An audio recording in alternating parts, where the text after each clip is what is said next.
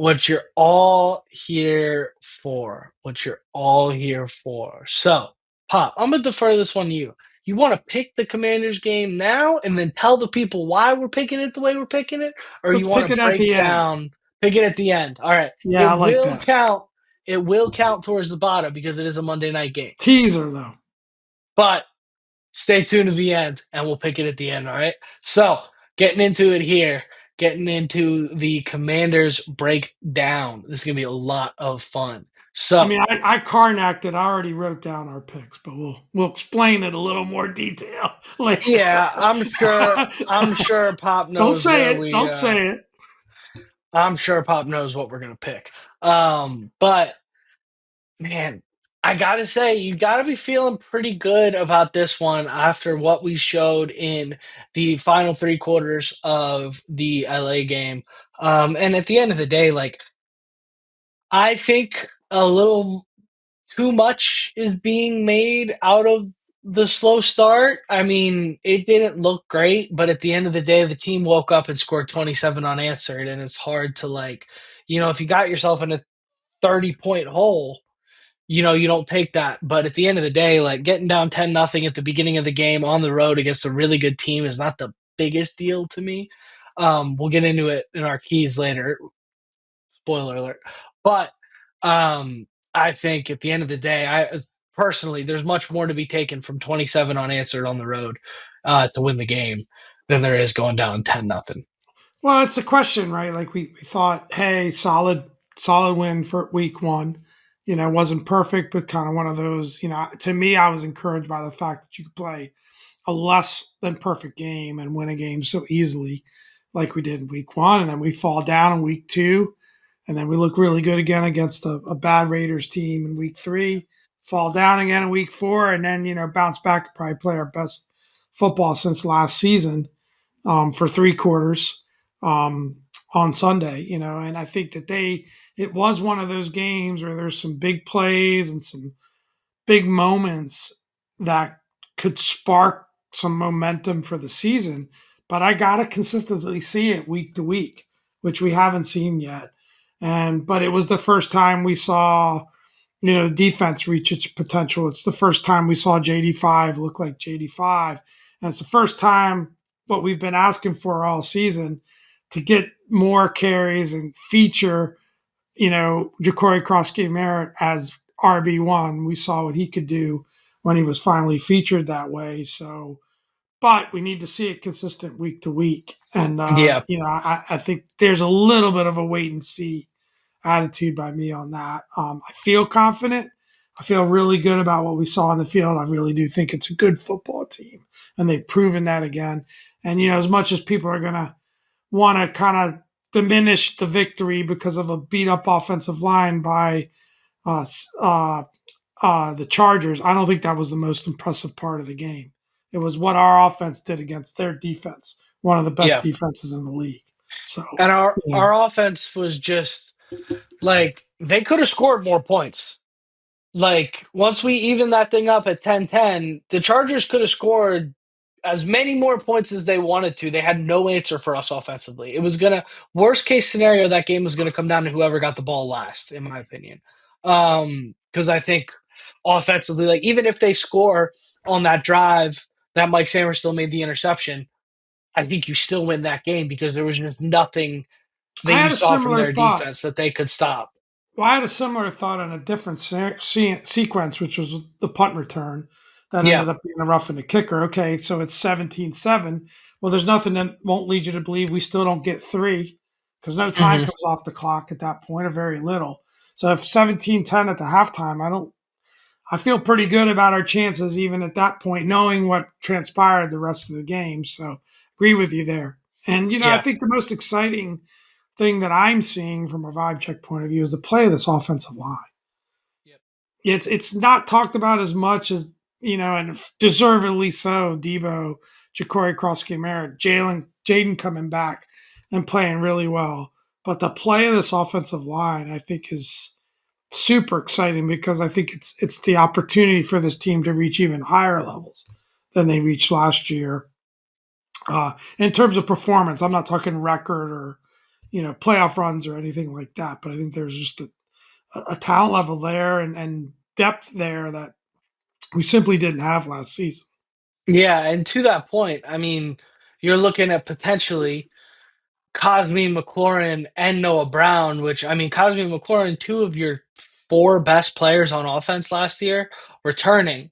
If not tonight, Monday night, um, within the next week or two, I would say. So they're all trending at returning. Noah Brown also trending at returning. How exciting is that? I mean, the fact that, like everybody wants to talk all about, oh, they were so injured. Oh, they were so injured. So that works for Detroit Lions fans when you talk about getting absolutely destroyed at home last year in the playoffs, but that don't work for us when we went and beat one of the best teams in the NFL in the Chargers just last week. We beat that team super hurt. So getting Cosme, McLaurin, and Brown all back is that could be Yeah, massive. we're If we're we're down three starters on IR. yeah, It's the and truth, two Pro Bowlers. but nobody wants to talk about that, right? No, So yeah, so exciting in that regard. I mean, you think about what this offense looked like last week and what it's gonna look like adding Perry back into the fold. And for me, like if it's not Terry having another 1,200 yard season or 1,000 yard season or 12 touchdowns, it's going to matter on those key third downs. It's going to matter on those key fourth downs. It's going to matter on those second and longs when you need to get 8 yards to get back into third and manageable. Those are the moments where having McLaurin on the field, even if statistically he doesn't have the year that we expect, those are the moments where it's going to be huge. And Cosme in the run game coming back and in the pass game as well, but especially in the run game, we're gonna be moving dudes around out there, man. and I tell you, the crazy thing is I don't know that Cosby's going to give you that big of an upgrade over what how we've been playing, and that's a compliment to the guys that have been out there because he's a Yeah, great player, right? So, but that depth that it'll give you, maybe we can rotate some guys in and out a little bit more, keep them fresh. I think it's going to be really good. Yeah, getting Terry back because maybe Terry, but you could see a scenario where he's not going to come out of the gates and get 9 catches and 2 touchdowns, right? But it's another weapon on the field that makes the defense make choices. Now all of a sudden you got Bill, you got Debo, you got Jaden, you got to worry about, and now you got Terry, another weapon. And I think it's pretty good. And the one thing that I didn't realize that they did a lot of, and I saw some film clips of, was the two tight end sets with Sinnott and Bates, right? And they were both blocking their butts off. So yeah. there's another wrinkle to this thing that wasn't there before as well that you can get behind. Yeah, they were coming out in a lot of those big boy sets, declaring tackles as eligible and bringing out Sinnott and Bates and just letting the guys fire off. So that was really exciting there. I think in general, like going forward, having Cosme back is going to be. I actually disagree with you, Pop. I think Wiley's been adequate and pretty good, but I think that ceiling, you're going to see just how much when Cosme gets out there, you're going to see just how much better they can be because I think it's a much I higher hope you're ceiling. right. Well, and then instead of Trent Scott coming out in eligible sets, maybe you've got Wiley coming out in eligible sets. So things like that I think are really exciting, and I can't wait to get them back out there. But I think Terry's going to help with the pass protection just as much as Cosme is because you can be out there getting open faster, giving more options, and forcing the defense to put more guys back in coverage. Which, by the way, he can't do now because if you put seven guys back in coverage, Bill is going to slice you for 9 yards. So good luck defending this. I mean, I rewatched. I'm sure you've seen the guys have clipped up every single one of Bill's touches on Twitter, and I rewatched that play where they motioned the direct snap to Bill. They motioned Bill into the Wildcat, and like you and I both had a moment where we kind of chuckled live about that because you go, oh my God, this is the signature Cliff Kingsbury, like get too cute, blow the momentum, and it's all over. But seeing Bill, Debo, and Jaden in the backfield, I mean, what do you do? That's terrifying. Like it Yeah. just completely like yeah, it was basically just a counter that was ran, but that is terrifying. That's so like those three in the backfield, and then when you've got McLaurin out wide and you could pitch it to Jaden and he could hit Terry on a deep shot if you overcommit to the run, like oh my god. Like and then you Well, saw remember the I think it was the second down play where Jaden kind of scrambled out and went to and threw it to, made a great throw. In fact, in rewatching it, great throw to Chris Moore and hit him in Mhm. the hands and he dropped it. Wouldn't you like to have Terry McLaurin on the other end of that pass? well yeah, it would have been 7. Yeah. Would have been And I tell 7 you what, I and tell you what a sicko I am is on the plane ride back. Um, of course, I could either watch the Monday Night Football game, which was a great one, Chiefs Jags, or the NFL Network was showing a replay of the Commanders game, and I put the Commanders game on. But my buddy sitting yep, next to me had the Monday night game on, so I was doing a little dual screen on the plane coming home, which was pretty fun. But I that's loved always a good time. rewatching that game. Yeah. I wish sometimes like on flights that happened during football games, they had like a football watching section.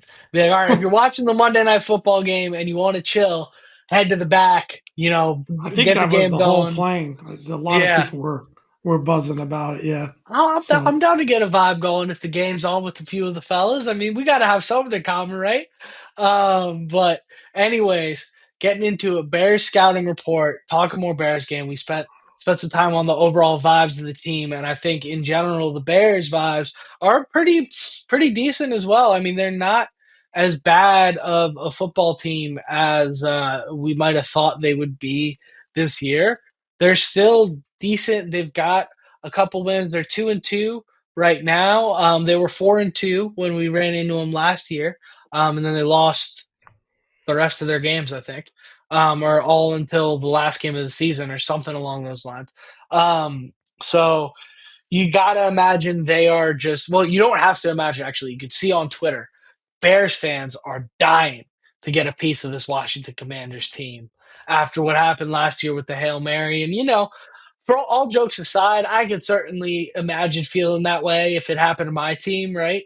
Um, now, if my team, if the inverse happened and the Bears went on a 12-5 run, I would have said, well, they might have got lucky against us, but dang, that's a good football team. But Bears fans seem to just not want to admit that, which is fine. We're going to prove that to them in this game where they're one of the worst run defenses in the league.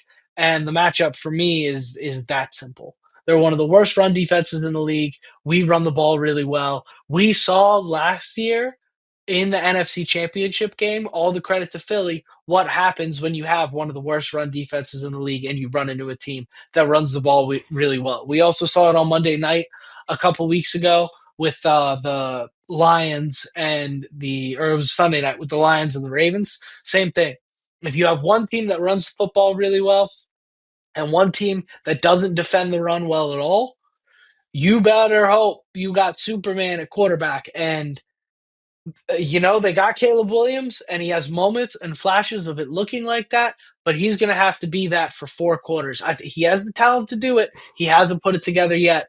Let's see if he could do that against us. It's going to be a good one. He's got Rome Odunze looking like an all-pro for sure. Ben Johnson definitely scheming it up. Ben Johnson also was pretty inept at scheming it up against us in the playoffs last year, so maybe he wants his revenge game as well. But it's going to be a good time. It's a lot of fun narratives kind of going into this one. I think that for me, overshadow the scouting from an X's and O's standpoint because yeah, there's just such a glaring their run defense is bad and we run the ball really well thing that seems to matter more than anything for me on the scouting report. yeah, I think that Caleb he even demonstrated it last year against us during the comeback. I mean, he can get Yeah. hot.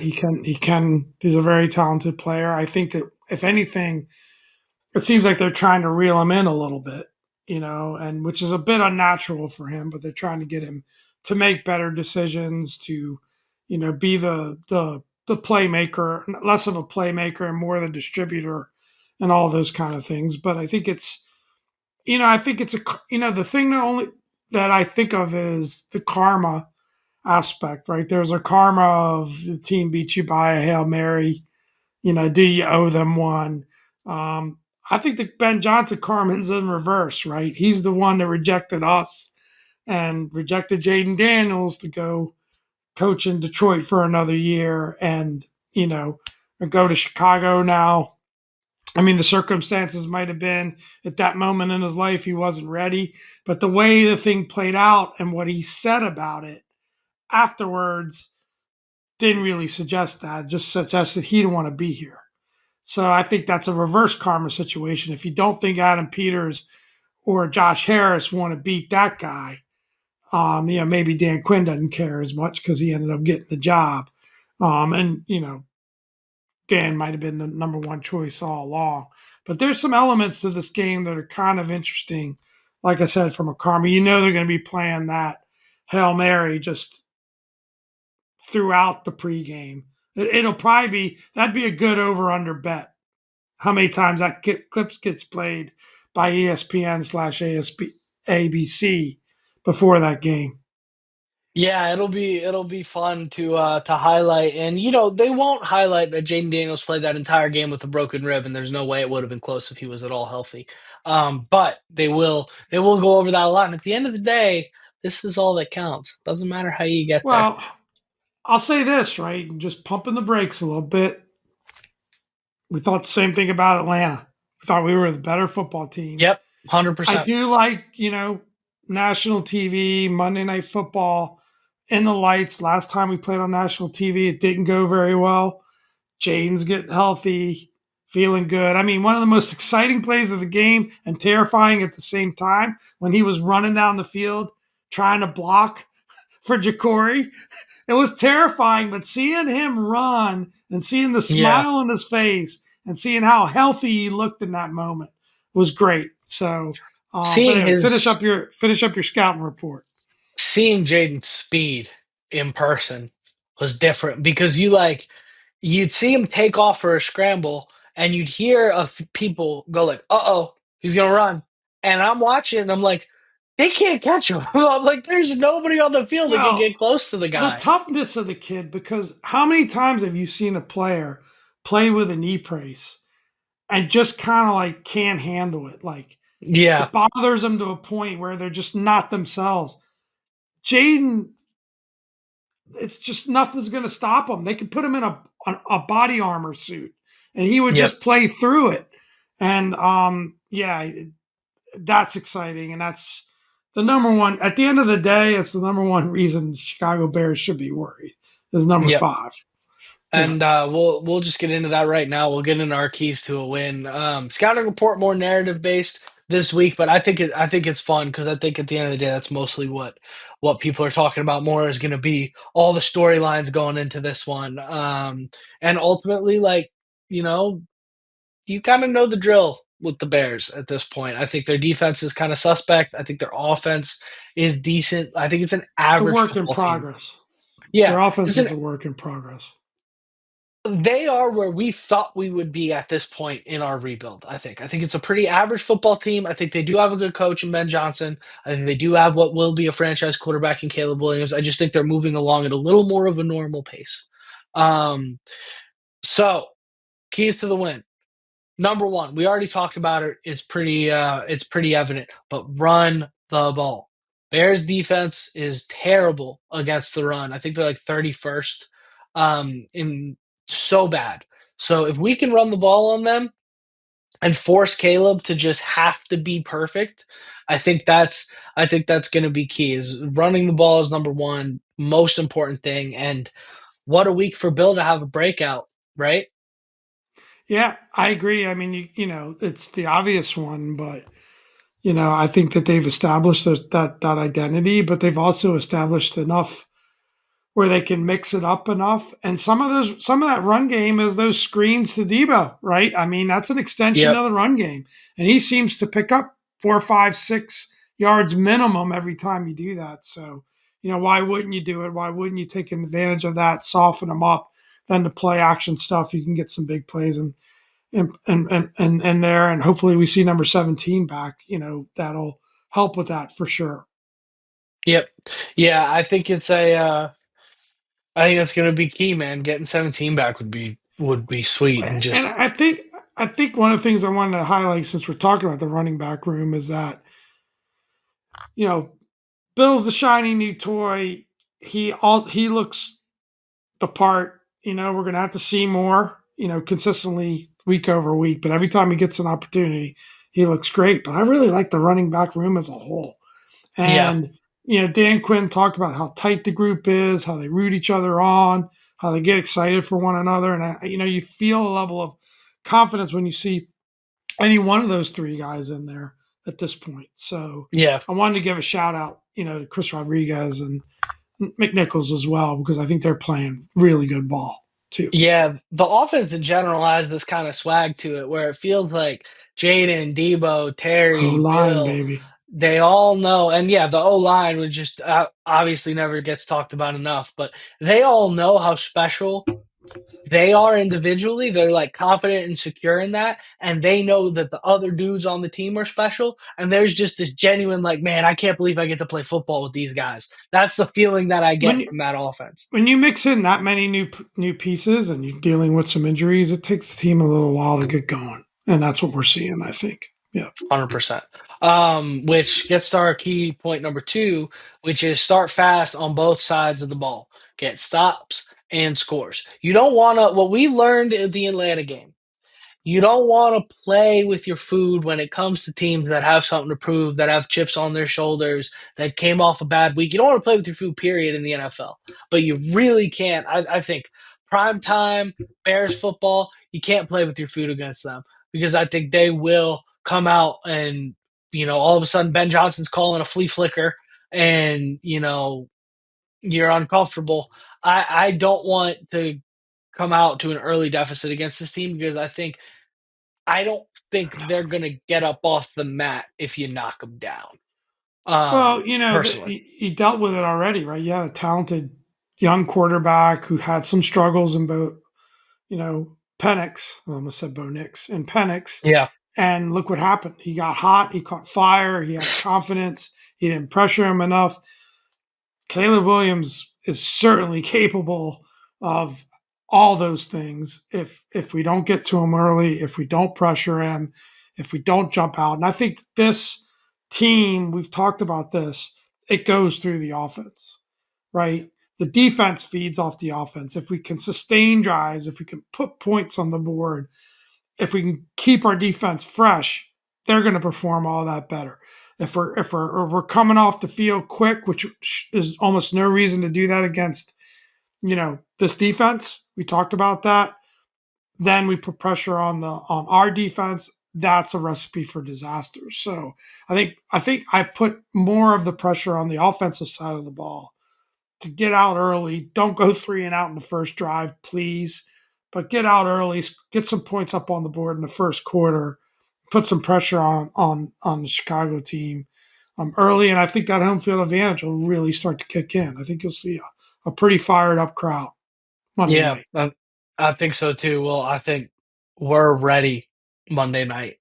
That's no this doubt. fan base. Look, I'm gonna be very, very blunt. They do not like Bears fans, this fan base. They do not. They don't like that team. They don't like that fan base. They're sick of hearing from y'all. They're gonna be out there fired up. I wish I could be out there. It'd be a good time. Number three, defensive line needs to put back to back good performances. Frankly, this team needs to just put up back to back good Right. performances. But it all starts and ends with that defensive line, particularly up the middle, in my opinion, with Javon Kinlaw and Daron Payne. When they have a good game, Yep. this team wins. It's just that simple. It just seems to be that simple. When they have a good game, everything else kind of falls into place. So if you can, the Bears don't have a particularly explosive run game. I mean, they're capable. It's an NFL team, but they're not, us. So if you can stop that run and you can pressure Caleb, I think that's going to be that. I almost think that's just as important as any of these other keys for me. Yeah, no doubt about it. I agree. I totally agree. Nothing to add there. So that means is prediction time. The Commanders 4.5 point favorites over the Bears. I actually was talking to my buddies. I hadn't looked at any look ahead lines or anything like that. And I said, I think the most confident line I would be taking against the Bears would be -4.5 for the Commanders. I said I would hammer that. So I'm going to go ahead and hammer that now that Vegas gave me my wish, gave me the exact line that I asked for. I think that's for sure. I'm taking the boys. I think it's going to be this is going to be our opportunity to say, okay, we came out last week. Last week was homecoming, and now we're going to remind y'all exactly who we are on national television prime time. Disregard that fluky Thursday night game. This is who we really are. Yeah, That's where my I head's at. agree. I'm picking the Commanders as well. I'm not making the same mistake 2 weeks in a row. Um, but I do think there's things to point to that can point to that Atlanta game. That's what I'd be pointing to. Always, That's yeah, what I'd be saying if I was Dan Quinn. Look, another talented young quarterback that we just weren't ready for with some talented receivers. So we need to be ready. We need to come out fast.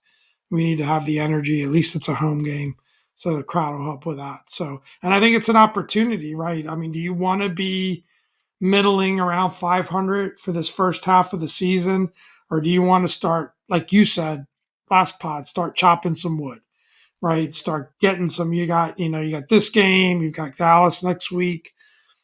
Start chopping some wood, get some wins, creating some separation with that 500 mark, keeping pace. Because the one thing to realize at 3-2, you're one game out of the best record in the league. So do you yeah, want to be a contender or a little bit of a pretender?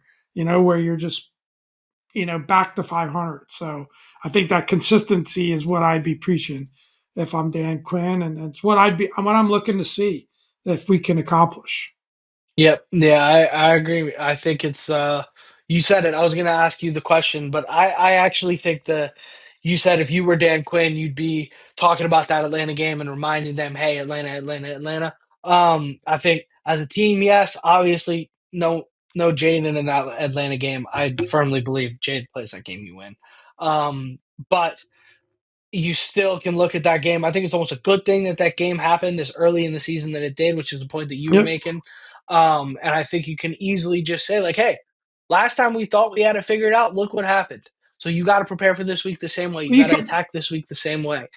you Um, could point to last year's Bears game, and we had the game won. We yep, let him back in it. We let the talented young quarterback who didn't play well for 3 quarters get hot and come back. And he looked like the real deal, at least during that comeback. And it took a miracle play to win that game. So, you could exactly. point to that game as well, right? At Exactly. home. So 100%. Great point, Pop.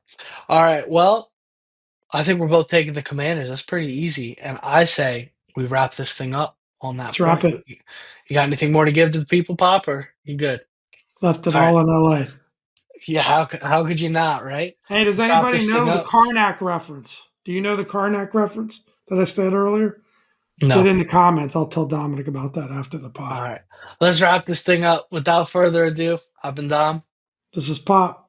Thank you all for another great week and hail to the Commanders. Hail.